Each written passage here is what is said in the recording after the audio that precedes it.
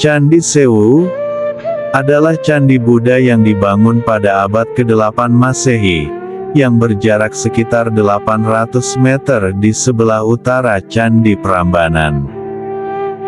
Candi Sewu merupakan kompleks candi Buddha terbesar kedua, setelah Candi Borobudur di Jawa Tengah. Dikenal dengan nama asli Manjusri Gra, atau Rumah Manjusri, Candi Sewu berusia lebih tua daripada Candi Borobudur dan Prambanan. Meskipun aslinya memiliki 249 candi, oleh masyarakat setempat, candi ini dinamakan Sewu, yang berarti 1000 dalam bahasa Jawa. Penamaan ini berdasarkan kisah legenda Roro Jonggrang. Secara administratif, kompleks Candi Sewu terletak di Dukuh Bener, Desa Bugisan, Kecamatan Prambanan, Kabupaten Klaten, Provinsi Jawa Tengah.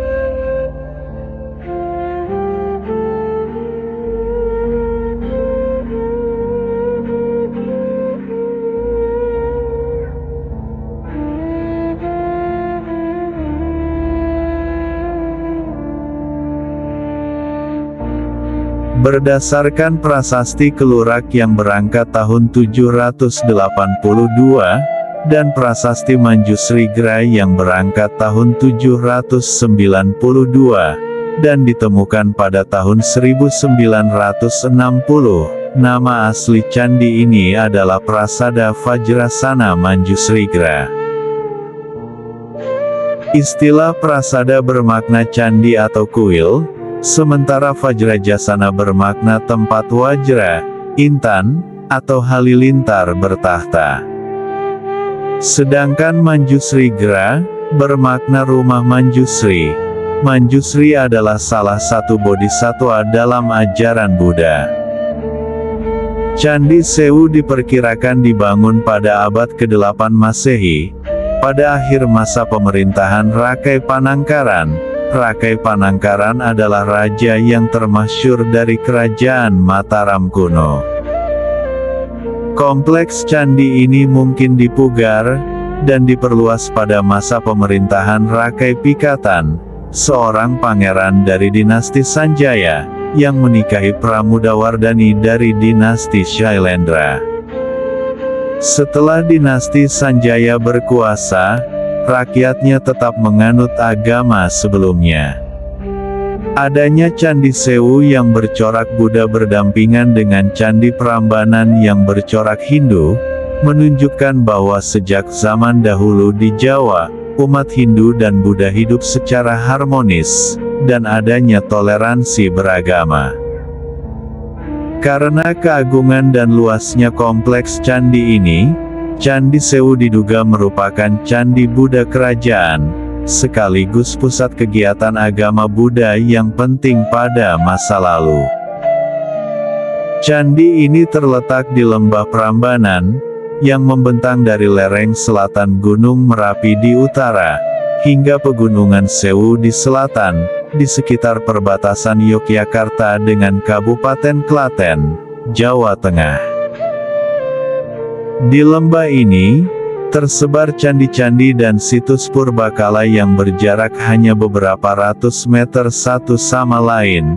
Hal ini menunjukkan bahwa kawasan ini merupakan kawasan penting, artinya dalam sektor keagamaan, politik, dan kehidupan urban masyarakat Jawa kuno.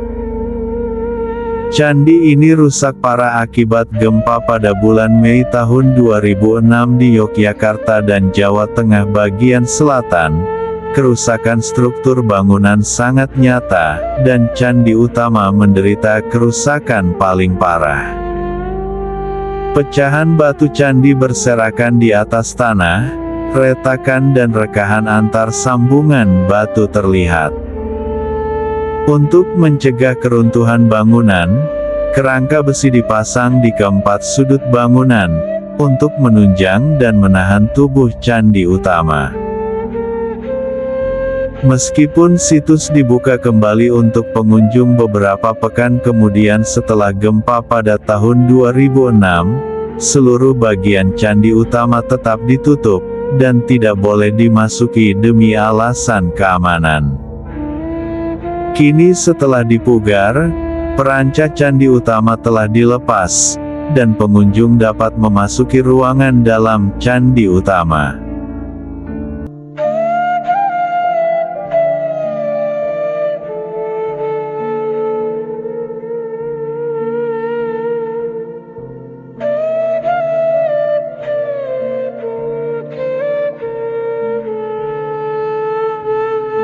Kompleks Candi Sewu adalah kumpulan candi Buddha terbesar di kawasan sekitar Prambanan, bahkan mungkin di Indonesia. Kompleks menempati lahan 185 meter arah utara ke selatan, dan 165 meter timur ke barat. Ini pun belum mencakup kesatuan konsep dengan Candi Mandala, yang juga ditemukan di sekitar Candi Sewu. Dua yang masih cukup utuh adalah Candi Bubrah dan Candi Gana, ditambah dengan Candi Lumbung yang berada di selatan Candi Bubrah. Pintu masuk kompleks dapat ditemukan di keempat penjuru mata angin, tetapi mencermati susunan bangunannya, diketahui pintu utama di sisi timurlah yang merupakan pintu masuk utama. Tiap pintu masuk dikawal oleh sepasang arca dwarapala, arca penjaga yang masing-masing berukuran tinggi sekitar 2,3 meter ini dalam kondisi yang cukup baik, dan replikanya dapat ditemukan di Keraton Yogyakarta. Apabila dilihat dari dugaan DNA aslinya, terdapat 249 bangunan candi di kompleks ini yang disusun membentuk mandala Wajradhatu, yaitu perwujudan alam semesta dalam kosmologi Buddha Mahayana. Selain satu candi utama yang terbesar, pada bentangan poros tengah, utara ke selatan dan timur ke barat, pada jarak 200 meter satu sama lain, antara deret lingkar kedua dan ketiga candi perwara atau pengawal kecil terdapat 8 candi penjuru, yang berukuran kedua terbesar setelah candi utama. Semestinya, di setiap penjuru mata angin terdapat masing-masing sepasang candi penjuru yang saling berhadapan, tetapi kini hanya candi penjuru kembar timur dan satu candi penjuru utara yang masih utuh. Berdasarkan penelitian fondasi bangunan, diperkirakan hanya satu candi penjuru di utara dan satu candi penjuru di selatan yang sempat dibangun, dan keduanya menghadap arah timur. Itu berarti, mungkin memang candi penjuru utara sisi timur dan penjuru selatan sisi timur memang tidak pernah, ataupun tidak sempat dibangun untuk melengkapi rancangan awalnya. Sebanyak 240 bangunan candi perwara atau pengawal yang berukuran lebih kecil dan mengitari candi utama, memiliki desain yang hampir serupa dan membentuk 4 deret persegi yang konsentris. Dilihat dari bagian paling dalam atau tengah, deret pertama terdiri atas 28 candi, dan deret kedua terdiri atas 44 candi, yang tersusun dengan interval jarak tertentu. Dua deret paling luar, deret ketiga terdiri dari 80 candi, sedangkan deret keempat yang terluar terdiri atas 88 candi-candi kecil yang disusun berdekatan. Dari keempat deret candi perwara ini, terdapat 2 jenis rancangan candi perwara.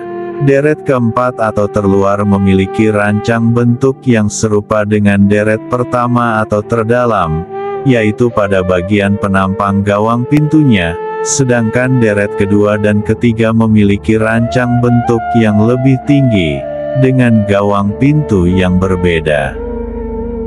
Banyak patung dan ornamen yang telah hilang atau terpenggal, dan susunannya telah berubah. Candi-candi perwara ini diisi arca-arca Dhyani Buddha. Ditemukan 4 jenis Dhyani Buddha di kompleks Candi Sewu. Arca-arca Buddha yang dulu mengisi candi-candi ini mungkin serupa dengan arca Buddha di Borobudur. Candi-candi yang lebih kecil ini sebagian besar telah runtuh, dan batuannya sudah tidak utuh lagi. Di dalam keempat deretan candi kecil, terdapat pelataran beralas batu, dan di tengahnya berdiri candi utama.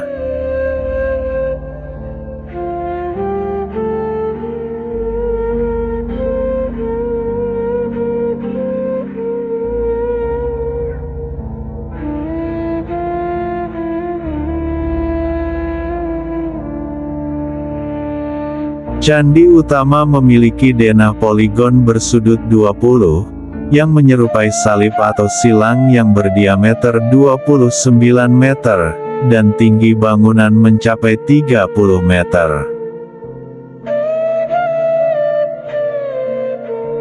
Pada tiap penjuru mata angin, terdapat struktur bangunan penampil yang menjorok keluar, masing-masing dengan tangga dan ruangan tersendiri, dan dimahkotai susunan stupa, dan di dalamnya terdapat relung di kedua sisinya. Seluruh bangunan terbuat dari batu andesit.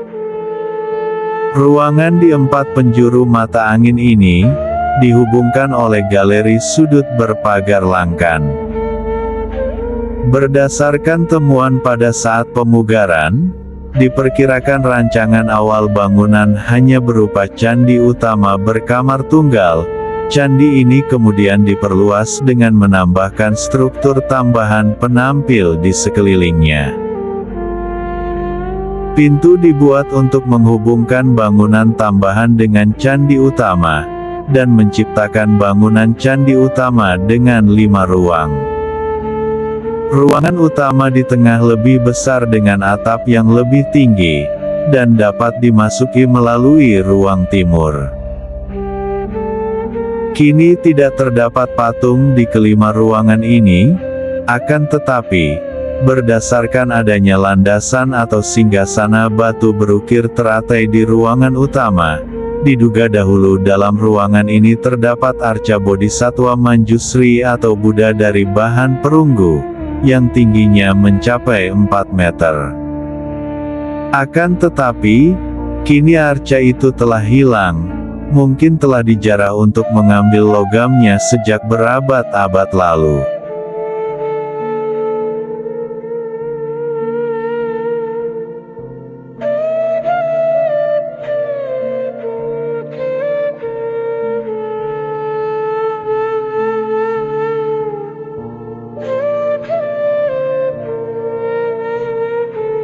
Ada 2 prasasti tertulis pada batu besar yang ditemukan di sekitar kompleks Candi Sewu, yaitu Prasasti Kelurak dan Prasasti Manjusrigra.